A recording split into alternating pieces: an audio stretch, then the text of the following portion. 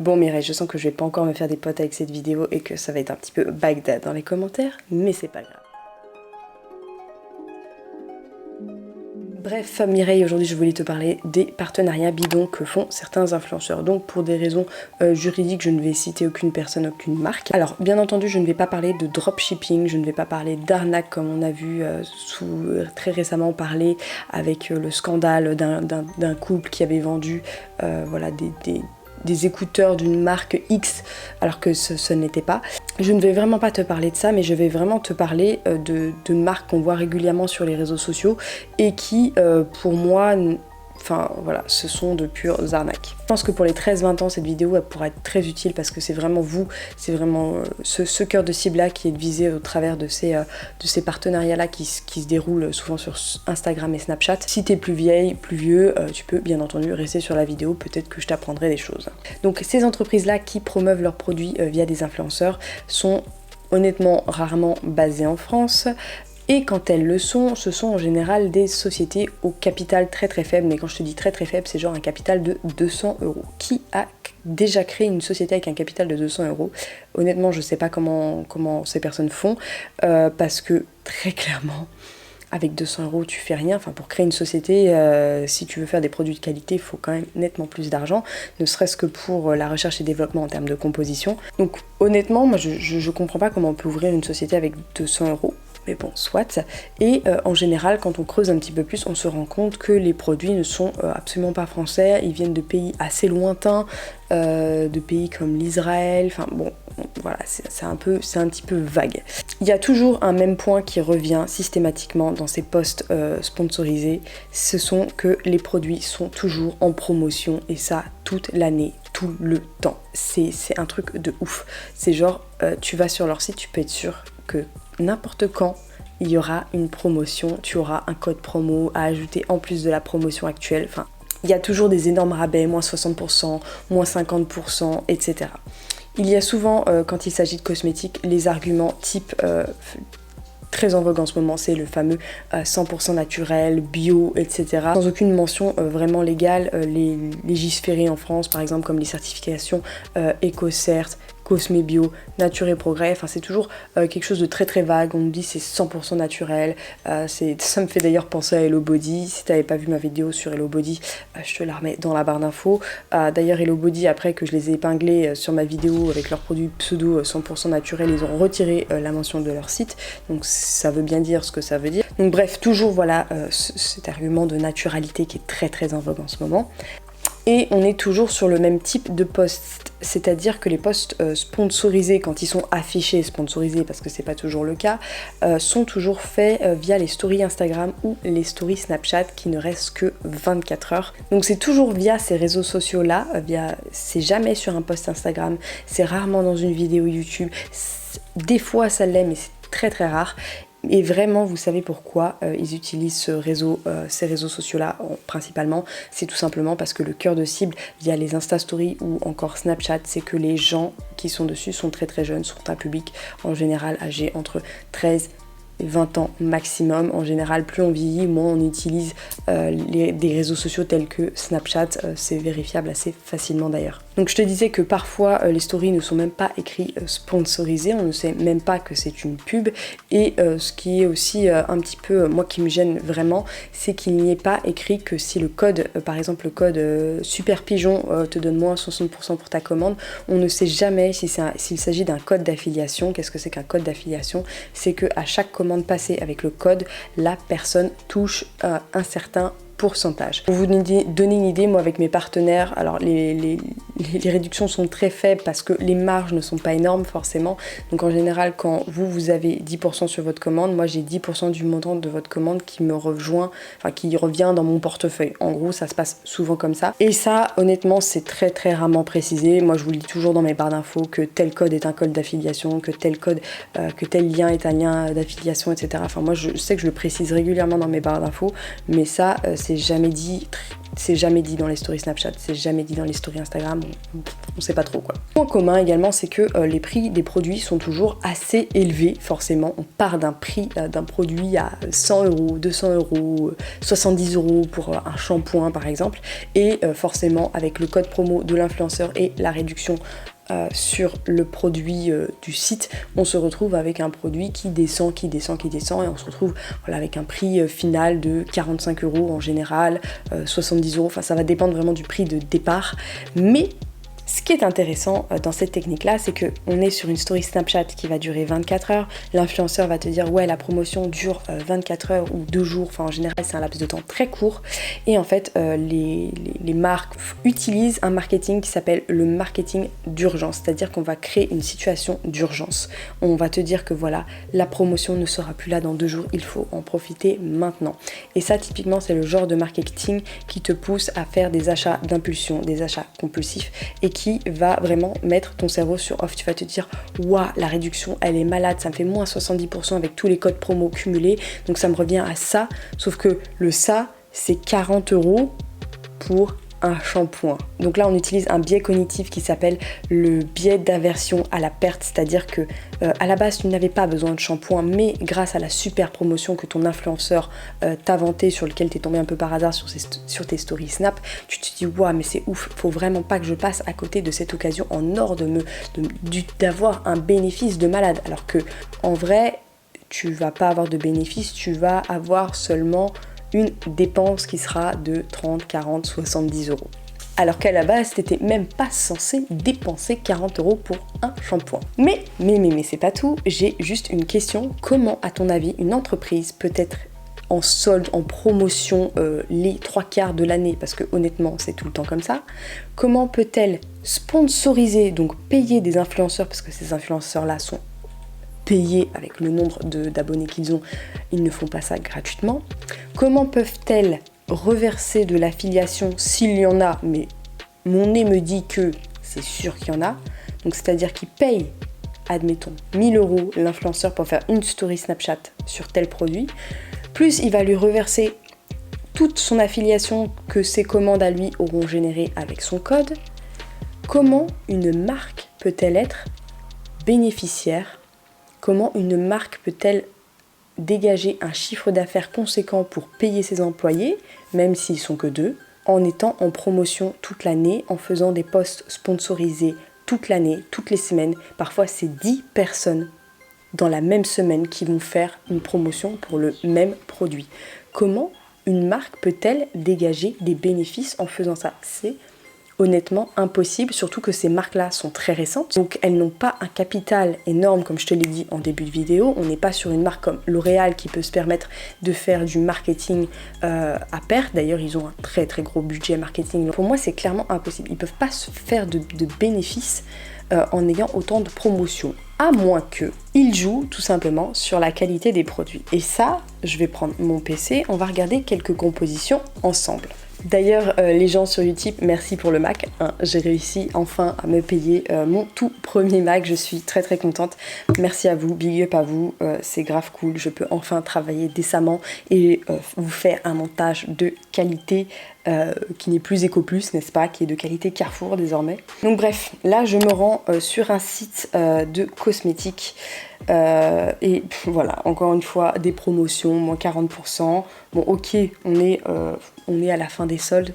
D'ailleurs, les soldes sont finis là. D'ailleurs, les soldes sont finis à l'heure à laquelle je tourne ces vidéos. Donc, on va prendre, voilà, un savon qui a été très souvent vanté sur les réseaux sociaux, qui est décrit comme un savon 100% efficace et naturel, 100% naturel et artisanal. Bon. Le savon coûte un peu plus de 25 euros, clairement il est vraiment pas donné.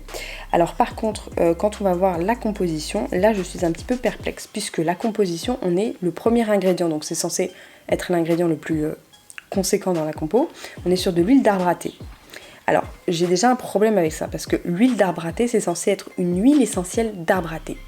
Sauf que si tu mets 50% ne serait-ce que d'huile d'arbre à thé dans un seul composant, je suis même pas sûre que ce soit autorisé par la loi française, parce que la loi française encadre très strictement l'utilisation des huiles essentielles dans les cosmétiques. Alors ça m'étonnerait que ce soit de l'huile essentielle d'arbre à thé en premier composant. Pour moi, c'est clairement impossible. Pour moi, ça peut être éventuellement une huile avec en suspension peut-être 1%, 0,3% d'huile essentielle d'arbre à thé. Je pense que c'est plus ça ce qu'ils ont voulu dire. Mais ça me pose déjà un gros problème. Ensuite, on est donc sur du lait.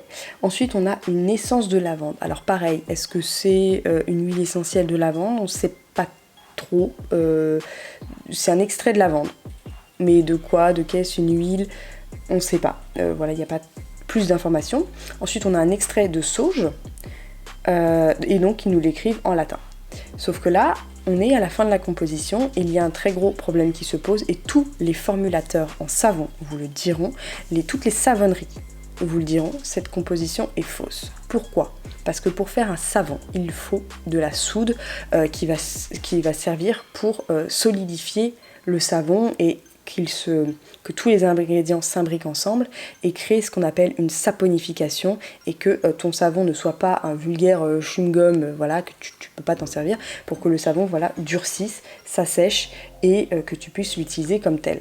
Là, il n'y a aucune mention de soude. Vraiment, moi, ça me pose un très gros problème. Pour moi, là, cette composition est fausse et je ne comprends pas qu'on puisse laisser ça sur un site, surtout qui vend uniquement sur internet. Ceci dit, j'ai eu également la confirmation de personnes ayant acheté ce savon que c'est exactement la même composition qui est écrite directement sur le packaging. Donc soit la personne ment sur la composition, et là il y a un très gros problème si la DGCCRF tombe sur ça, voilà, octogone direct, hein, soit elle veut nous cacher quelque chose, et là, pareil, hein, DGCCRF, octogone direct, enfin, il y a un gros problème de transparence. Donc, on ne sait pas vraiment comment le savon est fait. À mon avis, si ça se trouve, il y a de la graisse de bœuf à l'intérieur, et que, en fait, tout simplement, les huiles d'arbre à thé, le lait et les essences de lavande sont tout simplement les derniers ingrédients du savon, donc ce qu'il y a en très petite quantité dedans. À mon avis, c'est ça. Ensuite, on va passer à cette crème idéale pour les peaux grasses et acnéiques. Ils nous disent voilà, qu'elle est enrichie aux extraits de plantes en vitamine E, ok, sans parabènes, sans alcool, soit. Une crème qui coûte quand même pas loin des 30 €, vraiment ce n'est pas donné. Donc quand on regarde brièvement la composition, on est sur une composition plus que standard, on est sur un phénoxyéthanol en termes de conservateur, donc c'est un perturbateur endocrinien, et ensuite les fameux extraits de plantes arrivent après le conservateur. Donc ce fameux conservateur phénoxyéthanol, il est autorisé à maximum 1% dans les compositions. Donc ça veut dire que tout ce qui arrive après, c'est moins de 1%. Donc après, à moins de 1% dans la compo, on a de l'aloe vera, des sels de la mer morte, du parfum, un peu de silicone, et on a du benzophénone qui est un filtre UV qui est apparemment décrit comme très toxique.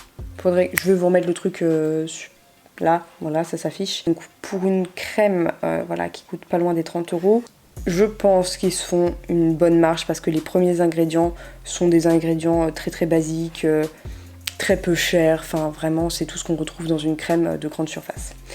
Troisième truc, c'est une crème pour le corps, je crois, parce que j'ai pas mes lunettes, en plus je ne vois pas bien ce que je suis en train de lire.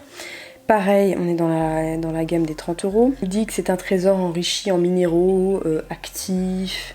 On a de l'huile qui est enrichie en acides gras. Vraiment, on nous balance 40 000 huiles végétales. Cette fabuleuse découverte 100% naturelle aux multiples vertus. Bref, voilà, voilà, te rajeunissent le corps en gros. Sauf que, pareil, on nous dit quand même cette découverte 100% naturelle. Première, je ne vous mens pas, on est sur de l'eau, normal. Ensuite, pétrolatum, donc du pétrole, un alcool gras, bon ça c'est basique. Et ensuite, mineral oil, donc c'est du pétrole, encore une fois. Et effectivement, après, on a du beurre de karité, du miel, du parfum, phénoxyéthanol. Donc là, déjà, on n'est plus qu'à 1% dans la compo. Ensuite, on a un imidazolidinyle urée. Donc ça, c'est un libérateur de formaldéhyde qui est utilisé comme un conservateur. Et donc oui, effectivement, après les fameux libérateurs de formaldéhyde, on a les fameux extraits naturels. Mais bon, autant vous dire qu'ils ne doivent pas être très très gros dans la compo. Par exemple, là, on est sur une marque qui commercialise des shampoings à l'argan. Enfin, je suis désolée, au prix au litre, sur un pack, on est à 100 € le litre, c'est juste hors de prix. Quand on me dit que le bio c'est cher, je suis désolée, mais moi mon shampoing, je le paye, mon shampoing gel douche, gel lavant pour les mains, tout, je le paye 9 € le litre. Donc là, à 100 € le litre, autant vous dire que c'est pas donné. Mais bon, je suppose qu'il y a des codes promo, voilà, des soldes, etc. Donc on nous dit que c'est sans parabènes. Le shampoing à l'huile d'argan, on est sur un ammonium lauryl sulfate, donc un tensioactif irritant qui est très très décrié par les dermatologues parce que ça crée beaucoup de pellicules. Ensuite on est sur un sodium lauryl sulfate, donc un deuxième sulfate. Ensuite on est sur de la cocamide DEA, donc la cocamide DEA c'est une substance qui peut réagir avec d'autres pour créer des nitrosamines cancérigènes. On est sur de la glycérine, ok. Ensuite on est sur un autre sodium sulfate laurette 10, plus de la cocamidopropyl bétaine, donc qui est un autre tensioactif. Attendez, il y a combien de tensioactifs? 1, 2, 3, 4, 5. On est déjà à 5. Wow, 5 tensioactifs. Honnêtement, c'est beaucoup. C'est vraiment beaucoup pour un shampoing. Ensuite, on est sur du phénoxyéthanol. On retrouve un deuxième disodium laurette sulfosinate, donc c'est un sixième tensioactif. Beaucoup de tensioactifs. Et ensuite, on retrouve un triméthylsiladométhicone, donc qui est un silicone, un deuxième silicone avec le cyclotétrasiloxane, et on retrouve du DMH identoïne qui là encore est un libérateur de formaldéhyde qui est fortement décrié. Ensuite il y a un dérivé de silicone, à savoir le polyquaternium 7, et si je ne vous dis pas de bêtises, le polyquaternium 7 et le 10 sont également des libérateurs de formaldéhyde qui sont utilisés comme conservateurs. Et on a de la kératine hydrolysée, sauf que là, j'ai un gros souci, on nous dit shampoing à l'huile d'argan, il n'y a pas une seule goutte. Là, alors soit il y a une erreur dans la compo, soit, mais honnêtement, là je ne vois pas une goutte d'huile d'argan et ça me pose un gros problème. Le masque à l'huile d'argan, quant à lui, on est sur de l'eau, un dérivé de silicone avec... Déjà, ils l'écrivent même pas correctement, il y a des fautes dans la compo. Enfin, moi, je trouve ça aberrant pour une marque qui commercialise uniquement sur Internet, mais bon, soit. Alors, c'est du C-antrimonium chloride, donc un dérivé de silicone, un alcool gras avec le céthylalcool, un B-antrimonium chloride, qui est un deuxième dérivé de silicone. On a un quaternium 80, troisième dérivé de silicone, un phénoxyéthanol qui est un perturbateur endocrinien, un autre libérateur de formaldéhyde avec le DMDM là, une huile minérale donc du pétrole. Là on a une fragrance parfum, ok. Ensuite, après le libérateur de formaldéhyde, on a effectivement de l'huile d'argan en très petite quantité avec de la kératine hydrolysée. Mais voilà, mais on nous dit sans parabènes, mais avec libérateur de formaldéhyde, c'est génial. Crème sans rinçage, non mais une crème sans rinçage à l'argan, 40 €, les 400 ml, ça veut dire qu'on est à 100 € le litre, c'est ça. Hein. Et là, il n'y a pas de compo. Il n'y a pas de compo. Sur les autres packs, il n'y a pas de compo non plus. Donc là, je pourrais vraiment pas vous dire, mais il n'y a pas de compo. Mais ouais, bref. Donc on est sur des produits donc à 100 € le litre, avec des compos honnêtement plus que passables, qui étaient en vogue d'usage il y a quelques années dans les grandes surfaces. Beaucoup de ces produits ont été retirés, notamment les libérateurs de formaldéhyde. Il y a beaucoup de marques maintenant qui essayent d'enlever les silicones, qui essayent de les remplacer par des agents filmogènes beaucoup plus biodégradables. Il y a vraiment des marques qui essaient de faire des efforts. Donc très clairement, quand je vous disais comment une marque comme ça peut-elle créer du bénéfice, c'est clairement en vous vendant des produits, notamment cosmétiques, hors de prix, avec une composition très bas de gamme, des ingrédients très peu chers. Alors certes, il y a de la naturalité dans le produit, mais les principaux ingrédients, quand on sait ce que c'est pas très glorieux. Clairement, il se dégage une marge en vendant un produit beaucoup plus cher qu'il ne l'est réellement. Et tu vas me dire, Gabi, attends, les marques de luxe, elles font exactement pareil. Et c'est vrai, les marques de luxe font exactement pareil. Cependant, les marques de luxe ne promeuvent pas à tire-larigot comme ça auprès d'un public très jeune, d'un public qui est non averti, qui ne connaît pas les rouages du marketing que je viens de vous expliquer précédemment. Donc ce fameux marketing d'urgence, ce fameux biais cognitif d'aversion à la perte, tout ça, les jeunes n'en ont pas conscience, ils n'ont pas le recul nécessaire pour comprendre ce qui se passe quand ils voient une publication sponsorisée. Et comme ils la voient 15 fois chez 15 influenceurs en moins de 15 jours, ils se disent « Ah, mais peut-être que le produit est finalement bien, peut-être que si tout le monde en parle, c'est que le produit est cool ». C'est un petit peu biaisé puisque les 90% auront été payés pour en parler. Peut-être que 90% sont rémunérés sur les commandes que vous allez passer, donc ils vont toucher de l'argent sur votre dos. Donc tout ça, peut-être que tout ce petit monde-là est un petit peu biaisé, là où les marques de luxe vont uniquement faire de la promotion via les magazines. Et ça ne va pas forcément aller plus loin. Comme je vous disais, ce sont des personnes très jeunes souvent qui sont dans leur fanbase. Pour ça, il suffit juste d'aller checker ça dans des 2-3 sites spécialisés pour analyser les influences des influenceurs, pour analyser les audiences des influenceurs. Voilà, on voit que la fanbase est très très jeune, donc forcément très influençable. Et ne me dites pas non, c'est pas vrai, les jeunes ne sont pas influençables. Si, quand on est jeune, on est beaucoup plus influençable. On n'a pas l'expérience de la vie, à moins qu'il vous soit arrivé des choses pas drôles du tout dans votre jeunesse. Tout ça pour dire que si vous en avez marre d'être pris pour des vaches à lait, pour des cons, que vous en avez marre qu'on abuse de votre confiance et qu'on vous vende de la merde, sérieusement, pensez à unfollow ces gens. Pourquoi ? Parce que ces gens-là, ils ont 100K, 200K, 300K, 600K. Ces gens-là monnaient leurs abonnés pour vendre des produits. Par exemple, quand moi, une marque vient me démarcher, elle me dit, voilà, toi tu as 100K sur YouTube, je vais te donner 1000 € pour parler de ce produit.